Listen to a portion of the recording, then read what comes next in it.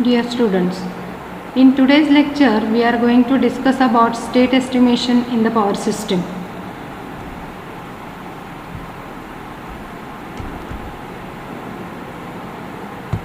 So now let us see what is meant by state estimation and why it is important in power systems operation and control.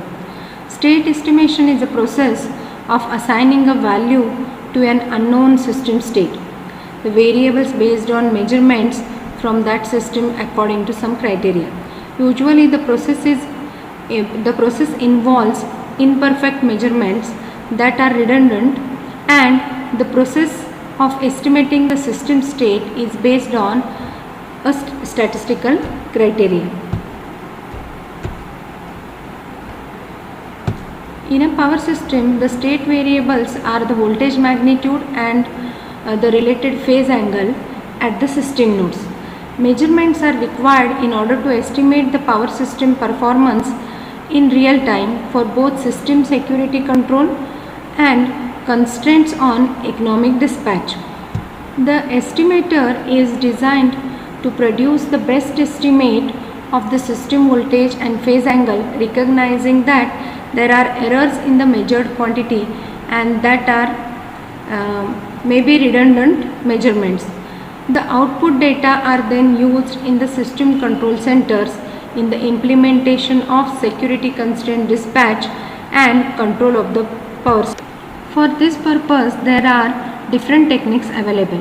The one which we are going to discuss now is linear least square estimate. The weighted least square criteria, where the objective is to minimize the sum of the squares of the weighted deviations of the estimated measurement. Here let us see how this technique works, and how we are going to do mathematical formulation for linear least square estimate. So least square solution is used for estimating overdetermined systems of linear equations. The equation here is given by a into x is equal to b, where x is a vector of size n and b is a vector of size m. In an overdetermined state n is less than m, means the number of unknowns are less than the number of equations. Now let us see how can the formulation be done. The least square problem is to solve the n vector x for which the index j of x is defined as. Here is the equation.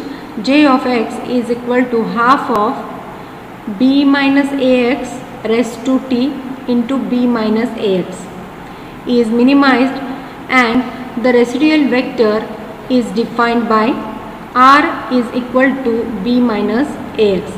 The least square solution x cap is such that j of x cap is equal to minimum r raised to t into r. Now let us see how the determination of state estimation can be done. The performance index j of x cap is differentiated to get the optimal condition. So here we are taking the partial differentiation of j of x with respect to variable dx. So it is equal to A transpose into ax cap minus A transpose into b is equal to 0. We get A transpose into ax cap is equal to A transpose into b. Solving for x, we get x cap is equal to A transpose into A raised to inverse into A transpose into b, where x cap is the state estimate. The gain matrix G is defined by G is equal to A transpose into A, and the pseudo inverse of A is defined as A dash is equal to A transpose into A inverse into A transpose, so that x cap is equal to A dash into B. If M is equal to N is equal to rank of matrix A, then we get A dash is equal to A inverse. Now, with the help of one numerical problem, let us see how this state estimation can be done for the given power system. So here we can see that this is a circuit where we can see there is node number 1, node number 2 and node number 3. 3 nodes are there, and we have the ammeters for measurement of currents in the various branches such as A1, A2 and this is ammeter A3. This voltmeter is for measurement of the voltage E. Okay, so this is V. Now assume for simplicity that all the resistances are 1 ohm. Let the current be measured in the directions indicated and the meters are reading like this. The readings of ammeter A1, A2 and A3 is mentioned here. Similarly, the reading of voltmeter V is also mentioned here.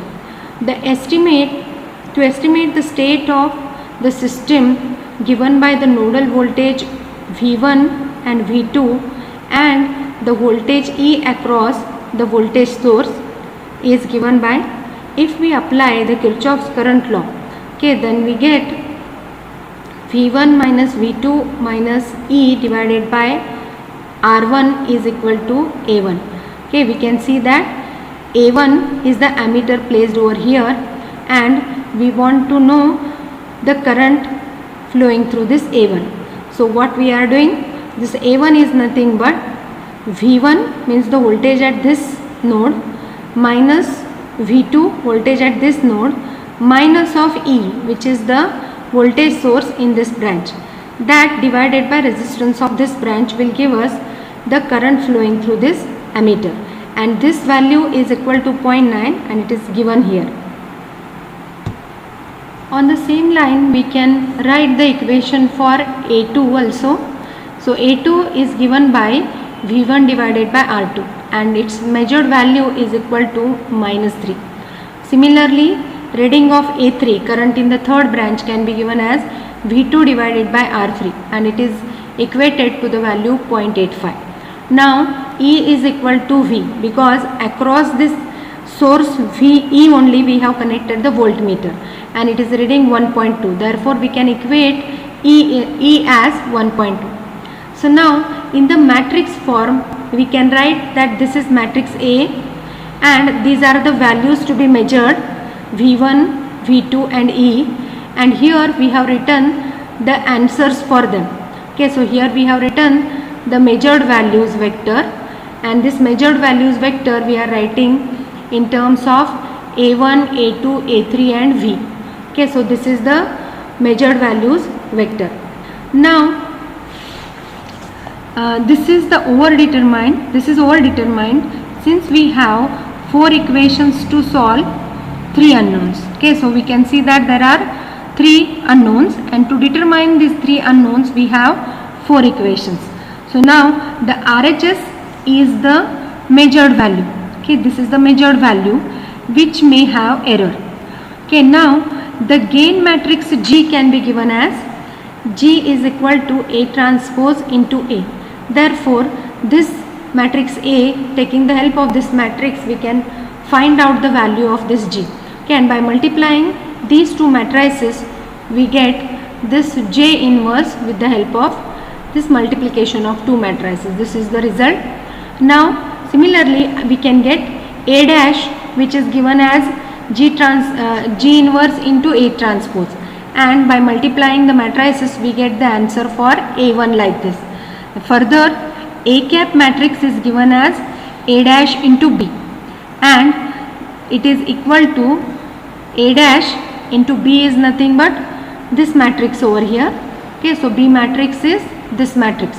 Okay, so that B matrix we know, so we have substituted it, and from this A dash we have calculated in the previous step. We can get X cap as this. So therefore this the estimated value of the measured variables are given as A into X cap. Okay, so these are the estimated values of the measured variables. Okay, so A1, A2, A3 and V are the measured values. Okay, and those answers we are getting like this. So now this matrix R, the measurements residue vector R is given as B minus A into X cap. So by substituting the values of various matrices, we can find out the value of this residue vector. Okay, the residue vector is indicative of quality of measurements. Kumbar? So with this example, we can see how the least square method can be used for finding out the estimation. Let us see one more method called as a DC state estimator. Okay, so about this we will. So this is the DC state estimator. The DC state estimator is an overdetermined system of linear equations which is solved by using the weighted least square problem. The model is given by z is equal to h into x plus e, where the various parameters in the equation are given as z is equal to m vector of measurements, x is equal to n vector of true states, h is m into n Jacobian matrix, e is equal to m vector of random errors, and n is less than m. Then the residual vector of measurement is given by r is equal to z minus h into x. The estimated value of the measurement is z cap and it is given as h into x cap. An estimate of the residue is given by x cap, r cap is equal to z minus h into x cap. The problem is to find an n vector x that minimizes j of x defined as this equation.